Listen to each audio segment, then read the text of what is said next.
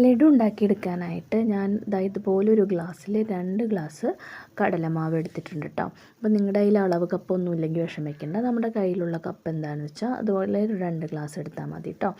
എന്നിട്ട് ഞാൻ ഒരു പിഞ്ച് ഉപ്പും ഒരു പിഞ്ച് സോഡാപ്പൊടിയും ചേർത്ത് നന്നായിട്ട് മിക്സ് ചെയ്യുന്നുണ്ട് കേട്ടോ. വിസ്കോ എന്തെങ്കിലും കൊണ്ടിട്ട് നന്നായിട്ട് മിക്സ് ചെയ്യുക. നമ്മൾ കട്ട ഒന്നുമില്ലാതെ എടുക്കണം കേട്ടോ. എന്നിട്ട് അതിനകത്തേക്ക് നമ്മൾ കുറച്ച് വെള്ളം ചേർക്കുക. അപ്പോൾ നമ്മുടെ കയ്യിലുള്ള കടലമാവിൻ്റെ അനുസരിച്ചിരിക്കും നമ്മൾ ചേർക്കുന്ന വെള്ളം. അപ്പോൾ നമ്മൾ ഒരു ഗ്ലാസ്സിൽ താഴെയായിട്ട് മിക്കവാറും വെള്ളം മതിയാവുള്ളൂ. അതുകൊണ്ട് നമ്മൾ ഒരുമിച്ച് ഒരു ഗ്ലാസ് വെള്ളം ഒഴിക്കരുത്, അല്പം വെള്ളം ഒഴിച്ച് നോക്കണം.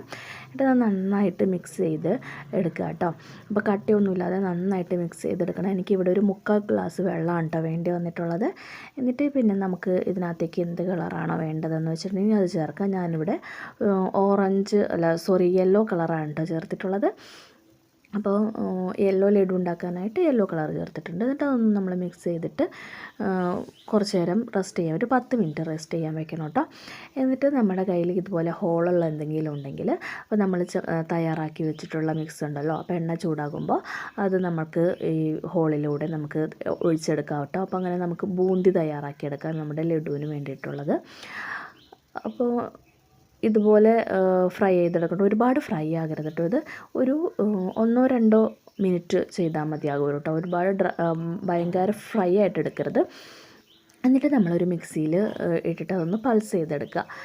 പിന്നെ നമുക്ക് പഞ്ചസാര സിറപ്പ് ഉണ്ടാക്കണം. അതിനായിട്ട് നമ്മൾ അളന്നെടുത്ത കപ്പുണ്ടല്ലോ, ആ കപ്പിൽ തന്നെ ഇപ്പോൾ ഞാനെടുത്ത ഗ്ലാസ് ആയിരുന്നു, ആ ഗ്ലാസ്സിൽ 2 ഗ്ലാസ് പഞ്ചസാര ഒഴിച്ചിട്ടുണ്ട് കേട്ടോ.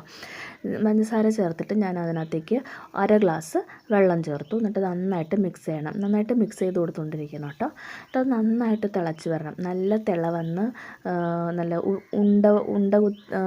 ഉണ്ട ബബിൾസ് വരില്ലേ, ആ ഒരു ടൈം ആകുന്നവരെ തിളയ്ക്കണം കേട്ടോ. അങ്ങനെ വന്നില്ലെങ്കിൽ നമ്മുടെ ലഡു പെർഫെക്റ്റായിട്ട് കിട്ടില്ല. ഇതുപോലെ തിള വന്നു കഴിഞ്ഞാൽ നമ്മൾ തയ്യാറാക്കി വെച്ചിട്ടുള്ള ബൂന്തി അതിനകത്തേക്ക് ചേർത്ത് ഇളക്കിയെടുക്കുക കേട്ടോ. അപ്പോൾ ഈ പഞ്ചസാര സിറപ്പിൽ കിടന്നിട്ട് ഈ ബൂന്തീസ് എല്ലാം പഞ്ചസാര ലായനി വലിച്ചെടുത്ത് നമുക്ക് ഈ ഒരു കൺസിസ്റ്റൻസി ആവുന്ന വരെ എടുക്കണം കേട്ടോ. എന്നിട്ട് ഇതിന് ശേഷം നമുക്ക് ഇതിനകത്തേക്ക് കളർ വേണമെങ്കിൽ എക്സ്ട്രാ കുറച്ച് കളർ കൂടി വേണമെന്ന് തോന്നുകയാണെങ്കിൽ ഈ ഒരു സമയത്ത് ചേർക്കാം. ഞാനിപ്പോൾ കളറൊന്നും ചേർക്കുന്നില്ല.